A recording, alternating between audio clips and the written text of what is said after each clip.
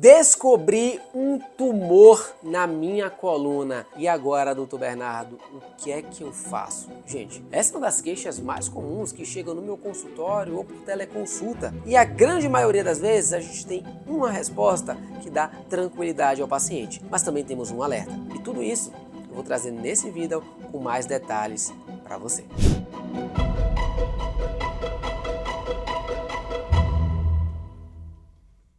Hoje eu peguei o tempo para a gente falar de tumores da coluna, desmistificar muita coisa, mas trazer um alerta para todos vocês. A gente não pode vacilar com esses tumores. Meu nome é Bernardo Crisóstomo, eu sou ortopedista oncológico, especialista em tumores do osso e tumores de partes moles. E lembra, tumor envolve tudo, não só câncer. Para tudo antes da gente começar. Deixa seu like, toca o sininho e se inscreve no canal, porque assim, juntos, a gente pode fazer a diferença na vida de outras pessoas. Hoje aqui eu vou ilustrar bastante. Eu, na verdade, não, né? A nossa equipe de design e de social media vai ajudar vocês a entenderem. É o que eu faço, gente, na minha consulta. Eu desenho bastante, eu mostro muita imagem para o paciente sair entendendo exatamente o que ele tem.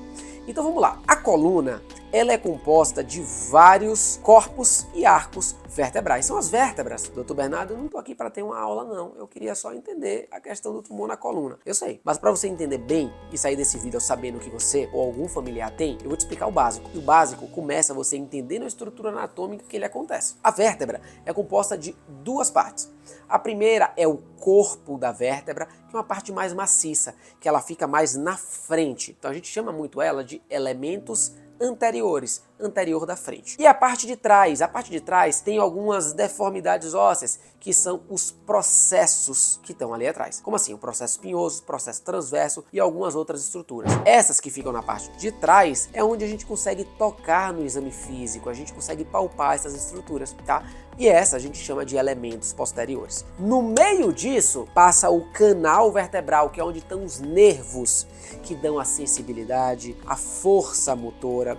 Quando eles estão apertados, comprimidos, você pode sentir choque, queimação, formigamento, dores. Você já sentiu isso? Pois é, pode ser muito bem desse lugar, tá? E muitas vezes vai para todo membro, ou membro superior ou membro inferior. Com posse desse conteúdo, eu vou conseguir explicar para vocês as 3 coisas principais que a gente vai avaliar num paciente que aparece com um suposto tumor, uma mancha no osso da coluna. 3 coisas e uma dica final que pode ajudar bastante vocês. Vamos lá, gente. Quando a gente observa um tumor na coluna, eu vou observar esses 3 fatores. Quais são eles? Primeiro, idade. Qual que é a idade que vai me subir um pouquinho o sinal de alerta? Pacientes acima dos 40 ou 50 anos. E pacientes muito jovens, eu fico com o sinal de alerta ligado ou fico mais tranquilo? Fico ligado também. Então, pacientes muito jovens, têm uma lesão na coluna, principalmente abaixo de 10 anos, também fico ligado. Então, o paciente que a gente fica mais tranquilo de uma forma geral é um paciente entre 10 e 40, 10 e 50 anos. Ponto número 1, idade. Olha como só isso dá muita informação. Ponto número 2, a lesão que apareceu na coluna foi uma lesão isolada ou foi uma lesão múltipla que tem vários níveis da coluna? Muito importante. Esse ponto é muito importante. Porque, gente, via de regra, não existe uma receita. Mas as lesões que são tipicamente do bem, elas aparecem sozinhas.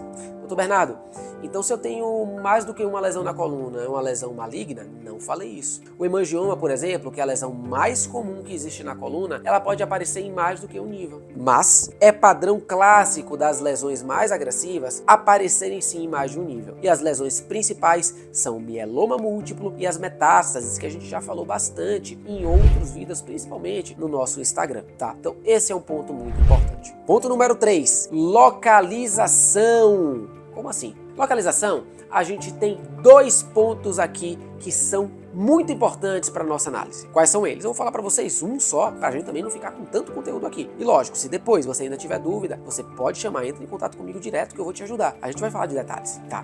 Então, um dos pontos da localização é onde este tumor apareceu na vértebra. Por isso que eu falei aquilo para vocês lá atrás, gente. Um tumor que aparece na vértebra, nos elementos anteriores, fala mais a favor de um tumor mais agressivo, tá? Então a metástase óssea, o mieloma, tumor de células gigantes que é benigno, mais agressivo, ele tipicamente aparece no corpo da vértebra. Porém, Se o tumor aparece nos elementos posteriores exclusivamente, é muito mais clássico de lesões do bem. 4 são as principais e uma delas dói muito, mas não é maligno. Percebe? Perceba que dos 3 critérios que eu falei pra vocês, eu não falei de dor. A dor não é um critério na coluna para dizer se é coisa ruim ou se é coisa boa. Percebeu? Existem alguns outros critérios, pelo menos 2. Um deles é o da localização e o outro é uma coisa um pouquinho mais importante que eu costumo falar para os meus pacientes em consulta, mas não vou trazer aqui, pra gente não ficar com esse conteúdo muito denso. Lembra da dica que eu falei pra vocês, que seria um alerta muito importante? Esse alerta pode ser pra você que tá assistindo. Preciso que você preste muita atenção nisso.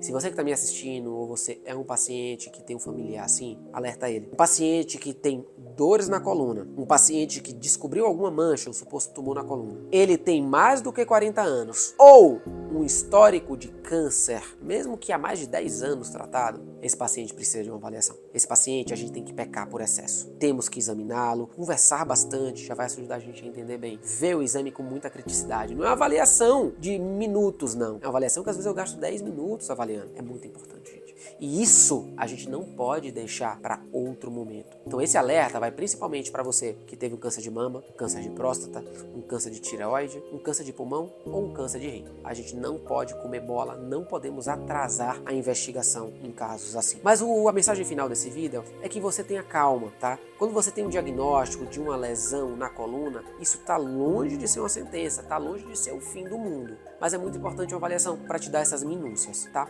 Por fim, eu vou dar um brainstorm, que é uma tempestade de ideias, sobre quais são os tumores mais comuns da coluna, e vocês vão entender que muitos dos que eu vou falar não são tumores malignos, não são câncer, gente, tá? E vocês têm que ter eles em mente. Hemangioma é o tumor mais comum do corpo vertebral. Ele é um tumor de vasos. Imagina que formou um enovelado de vasos dentro da vértebra. Tumor de células gigantes. Já falamos, inclusive, num vídeo bem bacana do tratamento dele. Nesse vídeo, eu ponho, inclusive, um tumor de células gigantes do sacro. O que é que a gente pode fazer com eles? Nesse vídeo você vai ver. 3. Cordoma. O cordoma é um tumor maligno. Mas é um tumor de baixa agressividade que, se tratado inicialmente com brevidade, a gente consegue ter bons controles dele, um bom tratamento e muitas vezes chega assim à cura.